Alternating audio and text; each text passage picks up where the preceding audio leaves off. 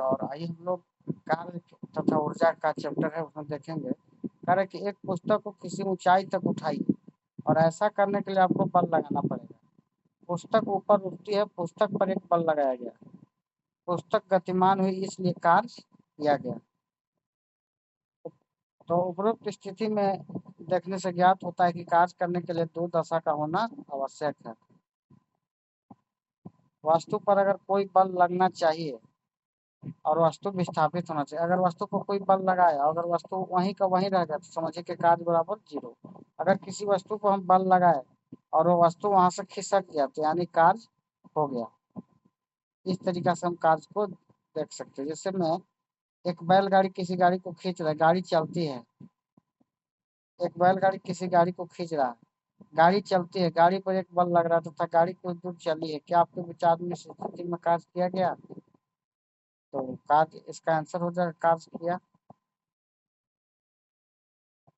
एक नियत बल द्वारा किया गया कार्य। विज्ञान में कार्य को कैसे परिभाषित किया जाता है, इसे समझने के लिए पहले हम उस स्थिति पर विचार करते हैं जब हम विस्थापन की दिशा में लग रहा है। मान लीजिए किसी वस्तु पर एक नियत बल F कार्य करता है। मान लीजिए कि वस्तु बल की दिशा में S दूरी विस्थापित है। तो मान लीजिए W किया गया कार्य है, तो कार्य की परिभाषा के अनुसार किया गया कार्य बल तथा विस्थापन के गुणनफल के बराबर हो जाएगा। तो यहाँ से हो जाएगा कार्य बराबर बल गुने विस्थापन, W बराबर F इंटू S।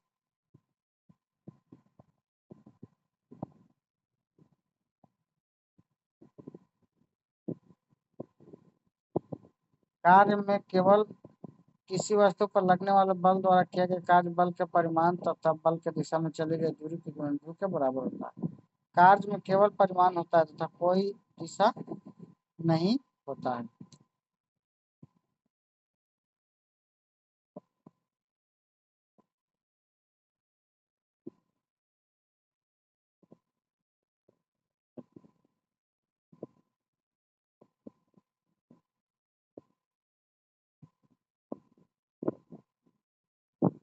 अब हम लोग देखेंगे ऊर्जा।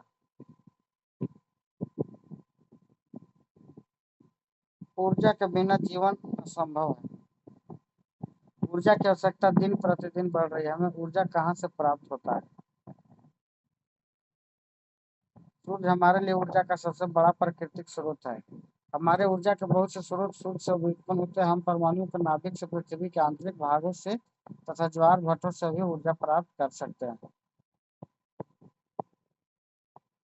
ऊर्जा शब्द का प्रयोग हमारे दैनिक जीवन में होता रहता है, किंतु विज्ञान में इसका एक निश्चित एवं परिशुद्ध अर्थ है। तो आइए उदाहरण से समझते हैं। जब तीव्र गति से गतिशील क्रिकेट की गेंद स्थिर विकेटों से टकराती है तो विकेट दूर जा गिरती है।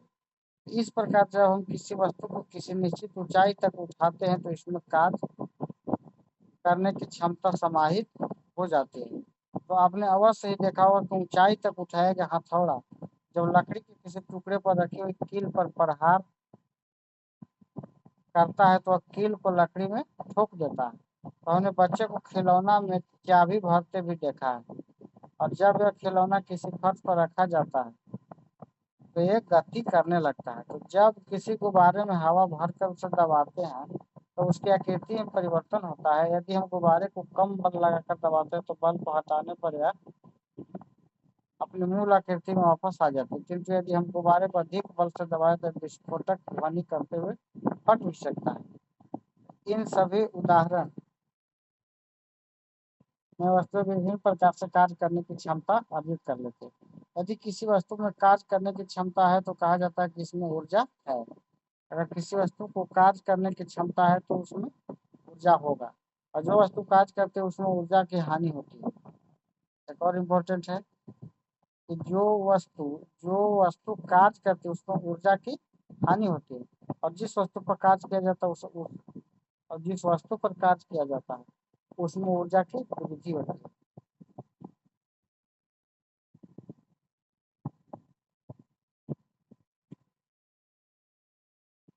किसी वस्तु में यदि ऊर्जा है तो वह कैसे कार्य करती है? कोई वस्तु जिसमें ऊर्जा है तो वह दूसरी वस्तु पर बल लगा सकती है। जब ऐसा होता है तो ऊर्जा पहली वस्तु से दूसरी वस्तु में स्थानांतरित हो जाती है। दूसरी वस्तु क्योंकि कुछ ऊर्जा ग्रहण करती है इसलिए कुछ कार्य कर सकते हैं और इस प्रकार यह गति में आ सकते हैं। इस प्रकार पहली वस्तु में कार्य करने की क्षमता है, इसका अर्थ हुआ कि कोई भी वस्तु जिसमें ऊर्जा है कार्य कर सकती है। इस प्रकार किसी वस्तु में निहित ऊर्जा को उसके कार्य करने की क्षमता के रूप में इस प्रकार वस्तु में निहित ऊर्जा को उसके कार्य करने की क्षमता के रूप में मापा जाता है। इसलिए ऊर्जा का मात्रक वही है जो कार्य का है, अर्थात जूल एक जूल कार्य करने की आवश्यक ऊर्जा की मात्रा एक जूल ही होती है। कभी कभी ऊर्जा के बड़े मात्रा किलो जूल का उपयोग किया जाता है। 1 किलो जूल 1000 जूल के बराबर होता है।